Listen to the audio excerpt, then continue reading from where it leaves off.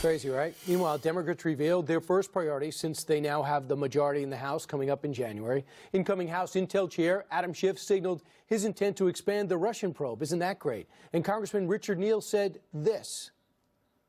Yeah, I think we will, yes. But I hope that the president would do this on his own, largely because every president since Gerald R. Ford has voluntarily done this.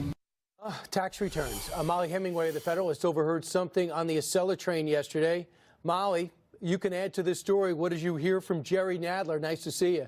Great seeing you. Yes, I was up in New York. I saw you when we were up there doing election coverage, took the train down and happened to sit right next to Jerry Nadler, the powerful incoming chair of the House Judiciary Committee. Now, we're starting to hear people say, yep, we're going to do a lot of investigations. But when the midterm elections were happening, they said they weren't concerned about impeaching President Trump or going after Kavanaugh. Well, Jerry Nadler, in various phone calls that he took and had while we were on the phone or while we were on the train, said that, in fact, one of the things that the Judiciary Committee plans to do is, in fact, go after Justice Kavanaugh through one of a couple of different means, either by going after the FBI for doing a fraudulent investigation, in his view, and relitigating all of that in front of the House Judiciary Committee.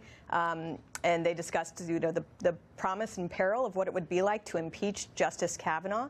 And they also said they're all in on the Russia investigation. There's sort of a broad, coordinated effort across multiple committees to, in fact, do the thing that they told voters they weren't going to do during the 2018 midterms. So, Molly, get this. You leave the New York, heading to D.C., and Jerry Nadler does not know who you are. He just happens to be talking loud on the phone, revealing his strategy for his entire party, which affects the country. I'm so glad he's got his hands on the wheel. Let's add to this. He also said, oops, we have a lot of people who got elected who happen to be moderate that might not be that allied with us, correct?